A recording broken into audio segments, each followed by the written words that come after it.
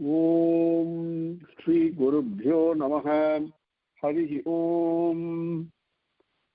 Sumukascha Ekadantascha Kapilo Gajakarnakaha Lambodharascha Vikato Vignarajo Vinayakaha Dhumaketur Ganadhyakshaha Thala Chandro Gajananaha Vakratundaha Sulpakarno Herambaha Skandapurvajaha Suklam Baradharam Vishnum Sasivarnam Chaturbhujam Prasannavadanam Dhyayet Sarva Vignopasantaye Yasya Jaradavaktrabhyaha Parishadhyaha Parasvatam Vignam Vignanti Satatam Vishvaksenam Tamasraye Gurur Brahma Gurur Vishnu Gurur Devo Maheswaraha Gurur Sakshat Param Brahma Tastai Sri Gurave Namaha Satchidananda Rupaya Krishnaya Aklishtakarine Namo Vedanta Vedhyaya Gurave Buddhi Sakshine Krishna Dvaipayanam Vyasam Sarvabhuta Hiteratam Vedabjabhaskaram Bande Samadhi Nilayam Munim Jannadhyasya Yataha Anvayat Yataratascha Arteshu Abhignatasvarat Tene Brahma Hridaya Adikavaye Mukhyanti Yat Surayah Tejovari Mృతాం Yata Vinimayo Yat Pritra Sargo Mrisha Dhamna Svena Sada Nirastha Kuhakam Satyam Param Dhimahi Dharmaha Prochidha Kaitavotra Paramo Nirmatkaranam Satam Vedyam Vastavam Atra Vastu Sivadam Tapatrayon Molanam Srimad Bhagavate Mahamunikrute Kimva Parairisvaraha Sadhyo Hridi Avarudhyatehe Atra Krutibhihi Sutrushibihi Takshanat Nigama Kalpataror Galitam Palam Sukamakat Amrta Dravasam Yutam Pipata Bhagavatam Rasamalayam Muharaho Rasikaha Bhuvi Bhavukaha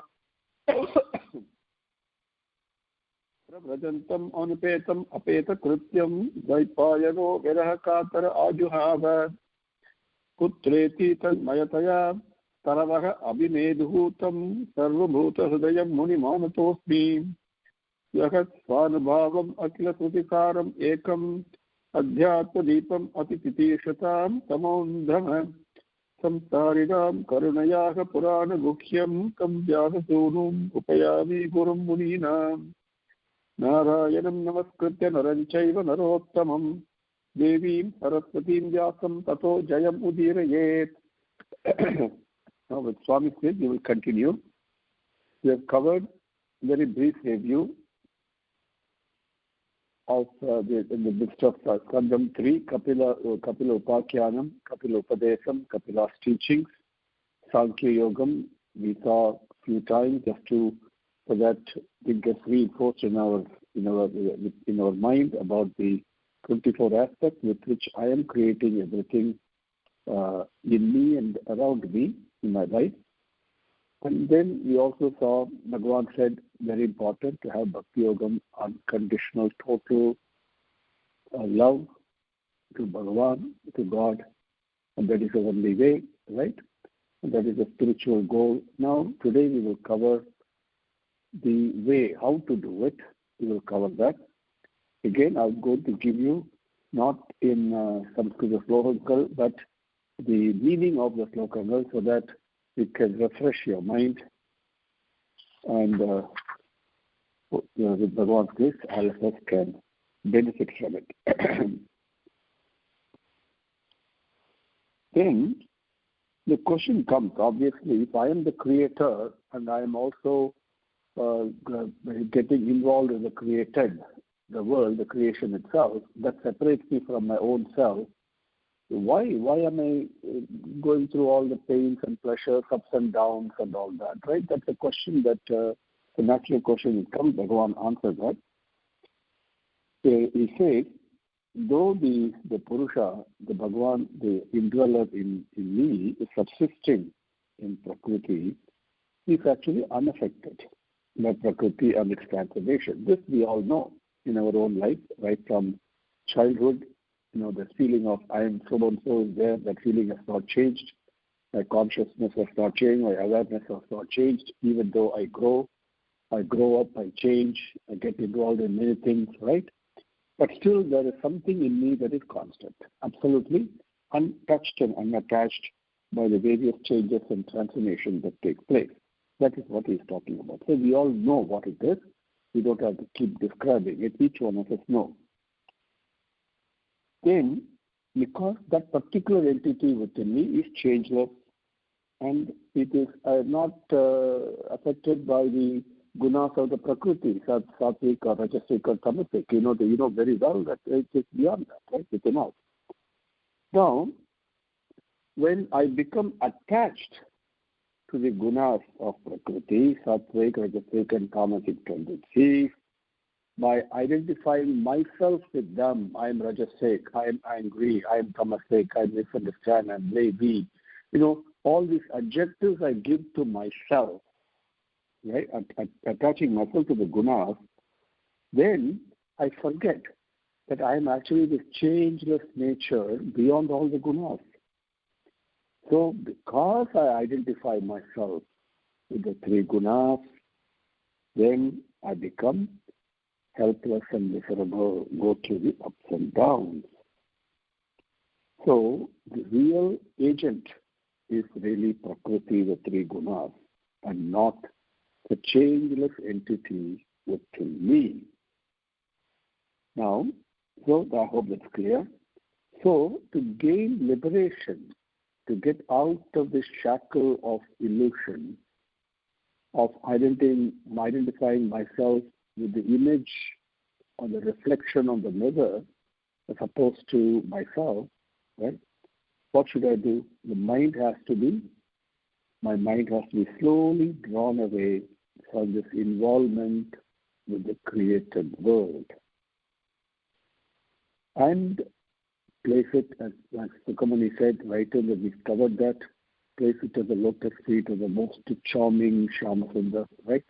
So we have to withdraw our mind from the created world that I'm creating myself and instead put my mind at the lotus feet of Bhagavan. So what are the disciplines required? The first one is the yoga, which is basically the process of embracing Bhagavan and then also embracing Bhagavan, the final goal also of merging him to become one with him. All the three are covered by that word yoga. First one is practicing inward concentration along with first thing is sense control, then mind control, and with absolute faith we must practice that. One, I must love Bhagavan with tremendous faith, absolute faith, and genuinely I must love him, not as a contractual, transactional thing. That is okay to start with because Bhagavan welcomes, the four types of bhaktas, he says, right? Each one of three of them actually have some agenda in mind, but that's okay. Bhagavan still grants that. But basically loving Bhagavan for Bhagavan's sake, nothing else, right? That is what is needed. That is where avataram comes in. And I must have equal sympathy and love for all beings. I must abstain myself from exploiting others, from taking advantage, right? This is very wrong thing to do. And non-attachment to the external world, which is basically attaching to Bhagavan. Practice silence, first with the mouth, with the tongue, and then slowly with the mind. And whatever work comes my way, execute this conscientiously to the best of my ability. And be contented with what is granted to me in my life. Everything is Bhagavan Prasadam. Everything is Bhagavan Prasadam. Be contented. The contentment is itself is the greatest gratitude and namaskaram I can do to Bhagavan. It's truly that. And then moderation in eating and devotional retreats in solitude, at least every day. Spend a few minutes in solitude with Bhagavan.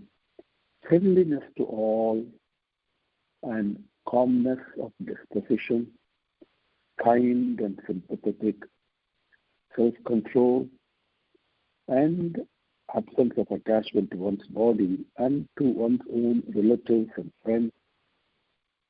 Keep on reflecting on the distinction between Purusha and Prakriti. These are some of the disciplines to be followed, to be able to embrace the changeless, constant indweller within me. Now, I must transcend the waking state, the dream state, and the deep sleep state in which my buddhi actually lives. And then I must focus on the oneness in the many, and slowly I will experience the Supreme Spirit through my own innermost essence, the Atma. As my own physical eye perceives the sun, my internal eye perceives myself, the Atma.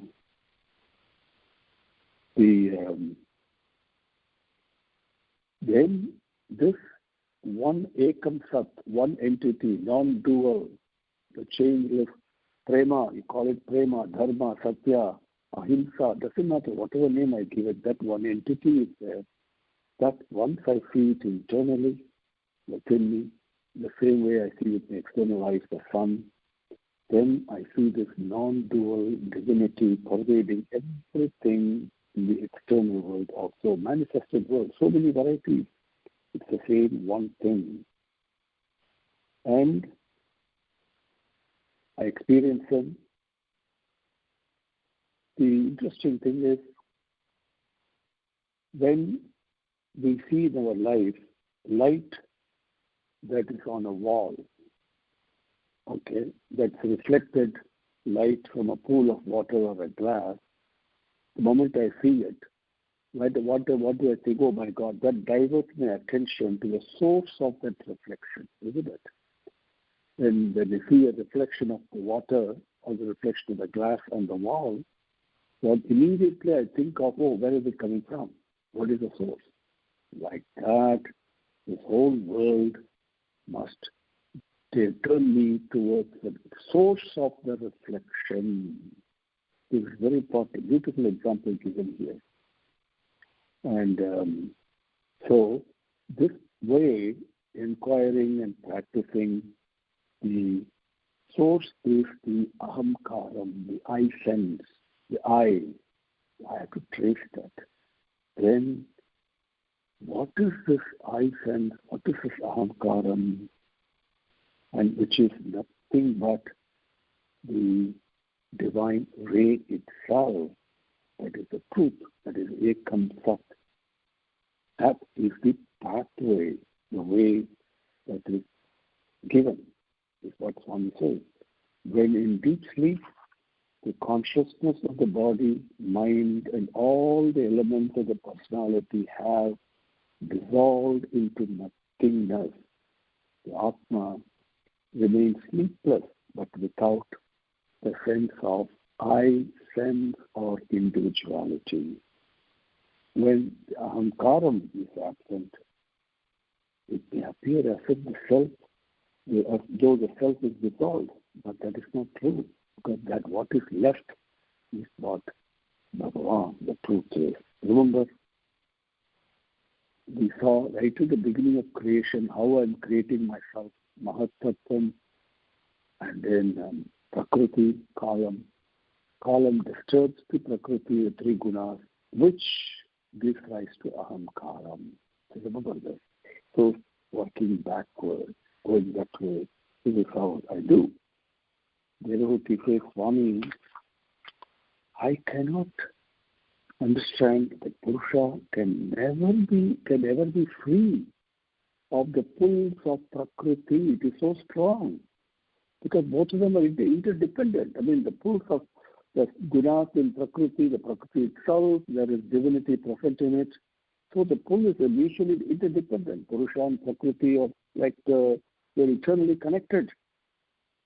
And Same way, I cannot separate the existence of water and its property of flavor. So how can I separate Prakriti and Purusha? And like that she's asking. So it looks like, there's really no liberation for my ego, for the self. And, philosophically, yes, I can reflect and proceed as you say. I can rise above attachment to the creation and all that. But the bondage, the cause of the bondage, which is the hold that Prakriti has on me, the gunas have on me, how can that be resolved? How can that go away? That's not very clear. When Bhagavan said, the oppressive bondage of the Purusha by the Prakriti can be destroyed by sadhana. By sadhana, using the body and mind as tools, it can be done. Because as a fire that is lit with the help of fuel destroys that very fuel, isn't it? When you put oil to light a lamp, the lamp that is burning actually destroys the oil itself.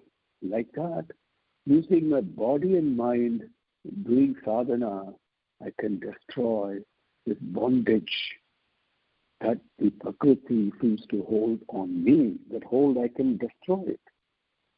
And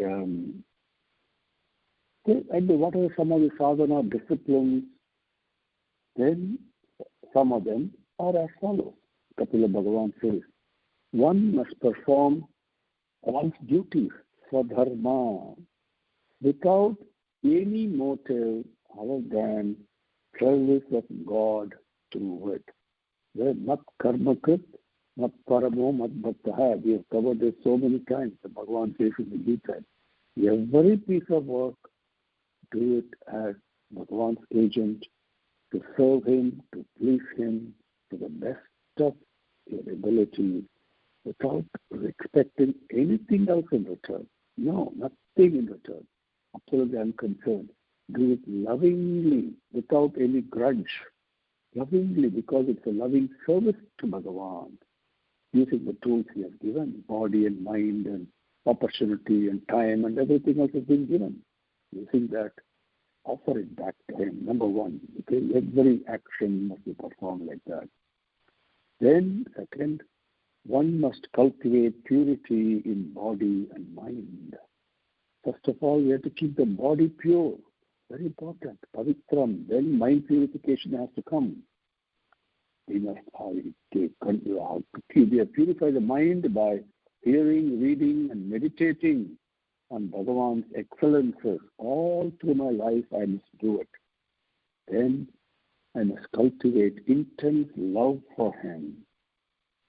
I must also seek that knowledge, which is the nature of actual experience of Bhagavan. I must seek that knowledge also. Number 4, I must have intense dispassion for worldly objects. Number 5, I must practice concentration supported by moral discipline and spiritual aspiration. Number 6, I must intensely seek absorption in Bhagavan. Number 6. So, these are the basic 6 things that Kapila Bhagavan identifies or mentions. Then, as I experience the various joys and sorrows from the world, created world, I take them, abandon them as utterly worthless.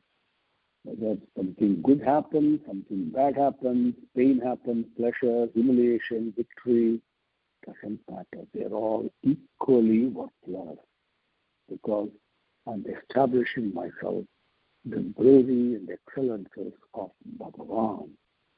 Once I do that,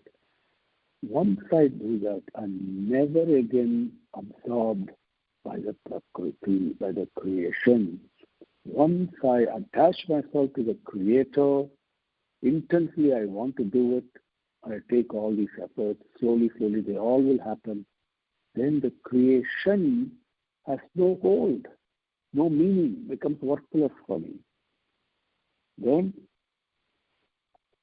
the example that Kapila Bhagavan gives is, everybody gives this, subsequently, very common.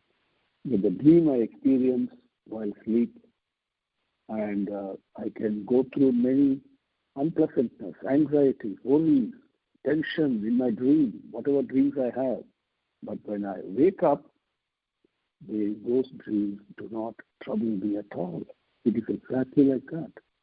Once I wake up to Bhagavan, the unpleasantness, the experiences, anxieties, worries, temporary joys, whatever it may be of the created world, mean nothing to me. They don't bother me at all.